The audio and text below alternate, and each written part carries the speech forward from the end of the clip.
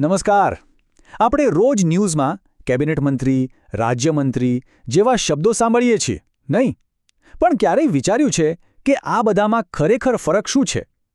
કોણ વધારે પાવરફુલ છે? ચાલો આજે આ આખી ગૂંચવણને એકદમ સિમ્પલ રીતે સમજીએ. તો આ 3 પદો કેબિનેટ મંત્રી, રાજ્યકક્ષાના મંત્રી અને પછી પાછા રાજ્યકક્ષાના મંત્રી પણ સ્વતંત્ર હવાલા સાથે. નામ ભલે સરખા લાગે, પણ પાવર અને જવાબદારીમાં તો જમીન આસમાનનો ફરક છે. અને જો આ સમજાઈ ગયું તો સમજો સરકારનું આખું સ્ટ્રક્ચર સમજાઈ ગયું. તો ચાલો શરૂઆત કરીએ સૌથી પાવરફુલ પોસ્ટથી. તો સૌથી પહેલા કેબિનેટ મંત્રી. આ છે સરકારના પિરામિડમાં સૌથી ઉપરની જગ્યા. આને તમે સરકારનું પાવર હાઉસ પણ કહી શકો. કેમ? કારણ કે દેશના મોટાભાગના મોટા નિર્ણયો અહીં જ લેવાય છે. ઓકે, તો કેબિનેટ મંત્રી એટલે કોણ? એકદમ સિમ્પલ ભાષામાં કહીએ તો સરકારના જે સૌથી ઇમ્પોર્ટન્ટ ડિપાર્ટમેન્ટ્સ હોય ને, જેમ કે નાણાં, ગૃહ કે સંરક્ષણ, એના હેડ. આ એ લોકો છે જે સરકારની ગાડી કઈ દિશામાં જશે એ નક્કી કરે છે. મતલબ કે મુખ્ય પોલિસી મેકર્સ. અને એમનો પાવર કોઈ નાનોસૂનો નથી હોતો. જુઓ, એ ખાલી પોતાના ડિપાર્ટમેન્ટના બોસ નથી, પણ સરકારનો દરેક મોટો નિર્ણય એમની નજર હેઠળથી પસાર થાય છે. અને હા, ક્યારેક તો એક જ મંત્રી પાસે 2-3 મોટા ખાતા પણ હોય. અને સૌથી અગત્યની વાત, કેબિનેટની મીટિંગ એમના વગર તો થાય જ નહીં. ચલો આને એક રિયલ લાઈફ ઉદાહરણથી સમજીએ. ગુજરાત સરકારમાં બળવંતસિંહ રાજપૂત અને ઋષિકેશ પટેલ જેવા જે સિનિયર નેતાઓ છે એ કેબિનેટ મંત્રી છે. આના પરથી એક વાત તો ક્લિયર થાય છે કે આ પોસ્ટ સામાન્ય રીતે સરકારના સૌથી અનુભવી અને સિનિયર લોકોને જ મળે છે. ઓકે, તો કેબિનેટ મંત્રી ક્લિયર. હવે એક સ્ટેપ નીચે ઉતરીએ. હવે વારો છે રાજ્યકક્ષાના મંત્રીનો. આમની ભૂમિકાને સમજવા માટે બસ એક શબ્દ યાદ રાખવાનો છે: સહાયક અથવા તો અસિસ્ટન્ટ. એમનું કામ છે સપોર્ટ કરવાનું. તો એ કોને સપોર્ટ કરે છે? કેબિનેટ મંત્રીને. એમનું કામ છે કેબિનેટ મંત્રીને એમના ડિપાર્ટમેન્ટના રોજના કામમાં મદદ કરવાનું. એ સીધા કેબિનેટ મંત્રીને જ રિપોર્ટ કરે છે અને એમને જે પણ કામ સોંપવામાં આવે એ પૂરું કરે છે. પણ અહીં એક બહુ જ મોટો ફરક છે. એ ખાસ સમજવા જેવો છે. આ મંત્રીઓ પોલિસી નથી બનાવતા, એ કેબિનેટની મીટિંગમાં પણ નથી જતા. એમનું મુખ્ય કામ એક જ છે: એમના સિનિયર એટલે કે કેબિનેટ મંત્રીએ જે નિર્ણયો લીધા છે એને લાગુ કરાવવા અને એમના કામનો બોજ ઓછો કરવો.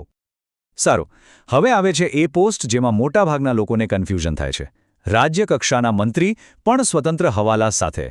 આ પોસ્ટને તમે કેબિનેટ મંત્રી અને સાદા રાજ્યમંત્રીની વચ્ચેની કડી સમજી શકો છો.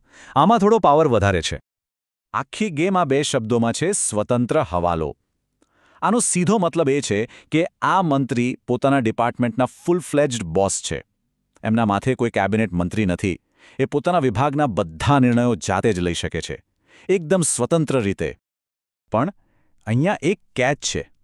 ભલે એ પોતાના ડિપાર્ટમેન્ટના હેડ હોય, પણ એ કેબિનેટના સભ્ય નથી ગણાતા. એમને કેબિનેટની મીટિંગમાં ત્યારે જ બોલાવાય જ્યારે એમના મંત્રાલયનો કોઈ મુદ્દો ચર્ચામાં હોય, બાકી નહીં. અને આ જ વાત એમને કેબિનેટ મંત્રીથી અલગ પાડે છે. તો ચાલો હવે આ બંને રાજ્યમંત્રીને સાઇડ બાય સાઇડ મૂકીને સમજીએ. જે સાદા રાજ્યમંત્રી છે એ આસિસ્ટન્ટ છે. એ સિનિયર મંત્રીને રિપોર્ટ કરે છે. જ્યારે સ્વતંત્ર હવાલાવાળા મંત્રી પોતાના ડિપાર્ટમેન્ટના કેપ્ટન છે. એ કોઈને રિપોર્ટ નથી કરતા. બસ આટલું યાદ રાખો: એક આસિસ્ટન્ટ અને બીજો કેપ્ટન. બધું કન્ફ્યુઝન દૂર. ઓકે, તો આપણે 3 પોસ્ટ સમજી લીધી: કેબિનેટ, રાજ્યમંત્રી અને સ્વતંત્ર હવાલો. પણ આ બધા ભેગા મળીને કામ કઈ રીતે કરે છે? આખી સિસ્ટમ ચાલે છે કેવી રીતે? ચાલો જોઈએ. આ આખા સ્ટ્રક્ચરને તમે એક પિરામિડની જેમ જોઈ શકો છો. સૌથી ઉપર ટોપ પર છે કેબિનેટ મંત્રી, જે મોટા નિર્ણયો લે છે. એની નીચે આવે છે સ્વતંત્ર હવાલાવાળા મંત્રી, જે પોતાના ડિપાર્ટમેન્ટના માલિક છે. અને સૌથી નીચે સપોર્ટ સિસ્ટમ તરીકે છે રાજ્યમંત્રી, જે કેબિનેટ મંત્રીને મદદ કરે છે. પણ સવાલ એ થાય કે આટલી બધી પોસ્ટની જરૂર શું છે? જવાબ બહુ સિમ્પલ છે: કામની વહેંચણી અને કાર્યક્ષમતા. જુઓ, સરકાર ચલાવવી એ કોઈ નાનું કામ નથી. આ સિસ્ટમથી કામ વહેંચાઈ જાય છે. મોટા નીતિ નિર્ણયો પર પણ ધ્યાન રહે અને નાનામાં નાના ડિપાર્ટમેન્ટનું કામ પણ અટકે નહીં. બધું સ્મૂધલી ચાલ્યા કરે. તો આ બધું આપણે સમજ્યા, પણ આખરે આનો મતલબ શું? આપણા માટે આ જાણવું કેમ જરૂરી છે? આ જે સત્તા અને જવાબદારીની વહેંચણી છે એ આપણા રોજના જીવન પર, આપણા કામકાજ પર કેવી અસર કરે છે? આ સવાલ પર વિચારવું અને એનો જવાબ શોધવો એ જ એક જવાબદાર નાગરિક હોવાની નિશાની છે.